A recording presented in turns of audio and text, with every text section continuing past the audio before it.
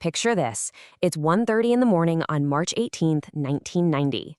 You're standing right outside the Isabella Stewart Gardner Museum in Boston, and the night air is absolutely freezing.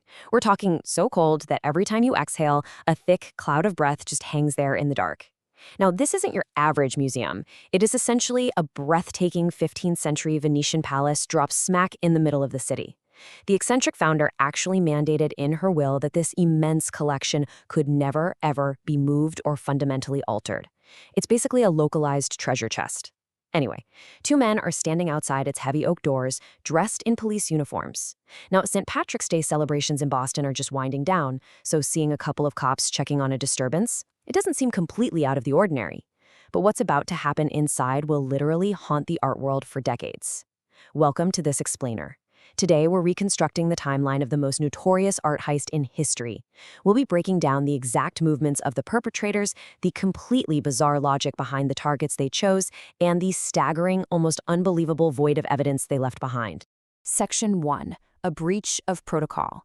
You know, every massive event usually hinges on a single, irreversible moment, a break in standard procedure. So let's look at how this kicks off. At exactly 1:30 a.m., these two guys arrive at the museum doors. And here's the thing, they don't force their way in with crowbars or smash any glass. Instead, they use a classic, highly effective social engineering tactic. They simply tell the night shift security guards that they're responding to a disturbance call out in the courtyard. Suddenly, these guards are faced with a massive, high-pressure choice. Do they follow strict museum security protocol, which explicitly says no one enters after hours, or do they comply with what looks like the legitimate authorities? It's human nature to defer to a badge, right? Especially when you're caught off guard in the confusing early hours of the morning. So, in what becomes a truly fatal mistake, they break protocol, they hit the buzzer, and just like that, they let the fake officers inside. Section 2. Cold, calculated control. Because once those heavy doors lock behind them, the vibe inside the museum changes completely. It is an eerie, incredibly step-by-step process. First, the intruders ask the guards to step away from the panic button on the desk. They're isolating their targets, pulling them away from the doors. Second, the officers inform the guards that there's actually a warrant for their arrest, smoothly pulling out handcuffs and securing them. Then, third, they calmly walk their now blindfolded captives down into the dark basement of the museum, securing them to pipes with duct tape. Imagine the sheer, terrifying quiet of this takeover. No blaring alarms or tripping, there's no chaotic struggle. The entire security system is neutralized from the inside out. Our source material actually summarizes this perfectly. Quote, "No violence, just cold, calculated control." Take a second to just let that sink in. These thieves move through this initial phase with an unsettling level of precision. They are hyper-professional. They completely neutralize the only obstacle between them and literally priceless art, and they didn't even have to draw a weapon to do it. Section 3. The strange discrepancy. Okay, so this is exactly where the story shifts from a smooth, well-executed robbery into a deeply confusing puzzle. Think about the sheer paradox of their actions here. These guys just pulled off a flawless clinical takeover of a major museum. Yet, as they wander through the dim galleries over the next 81 minutes, they make what looks like a completely baffling mistake. They skip right over some of the most obviously valuable masterpieces hanging on the first floor. We're talking about leaving behind absolutely priceless works by Titian and Raphael that were sitting right there in front of them. Instead, they venture deeper into the museum to grab strangely specific, targeted pieces. It completely defies basic criminal logic. It makes you wonder, were they stealing on a commission for someone specific, or did they just have absolutely no clue what they were looking at?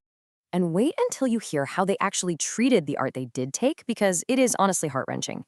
One of the thieves takes a utility knife and violently slices a priceless Rembrandt straight out of its frame, just leaving the shredded canvas edges behind on the wood.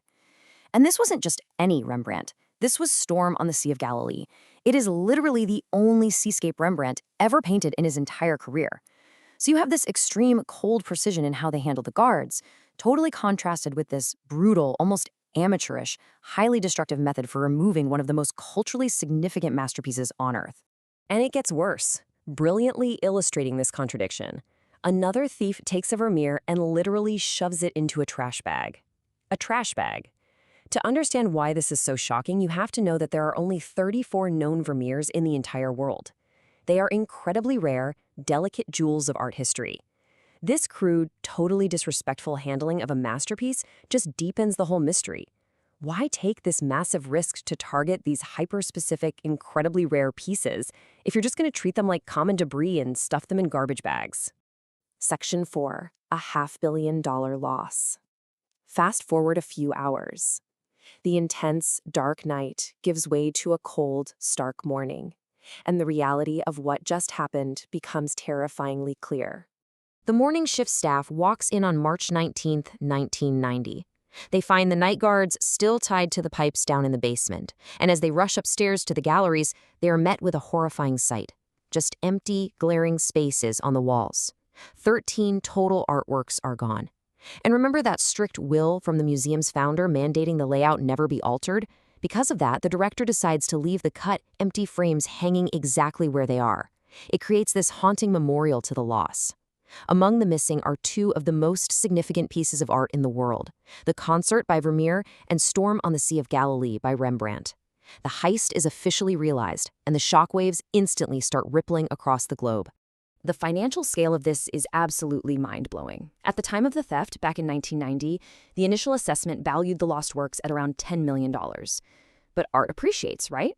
Especially when the artists are historical titans.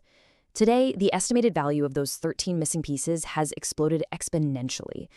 $500 million. $500 million worth of irreplaceable cultural history, stolen, in the middle of the night, shoved into trash bags, and vanished into thin air. That number is just staggering. Section 5. Only a mystery. When a crime this massive occurs, you'd naturally expect a correspondingly massive trail of forensic evidence, wouldn't you? The FBI investigation immediately explodes into one of the largest property crime manhunts in American history. I mean, they're tracking every conceivable thread. They interview known art thieves. They chase underworld rumors connecting local Boston gangs to mob syndicates all the way down in Philadelphia. They even follow up on sightings across Europe and Japan. But despite the massive resources poured into this hunt, every single thread unravels. The trail goes completely, utterly cold. Think about the exhaustive physical actions we just covered. Wrestling heavy frames off walls, aggressively sawing through thick canvas, blindfolding and handcuffing guards, sweating through layers of duct tape for 81 solid minutes inside that building. Yet, despite all of that intense physical labor, the thieves leave behind no fingerprints. They leave behind absolutely no trace of DNA. Which brings us to the biggest, most frustrating question of all. How on earth does a $500 million theft carried out by guys who spent over an hour inside a building, physically manhandling guards, slicing paintings with utility knives, and shoving them into bags, leave behind absolutely zero physical evidence? It is a paradox that has stumped the greatest investigators in the world.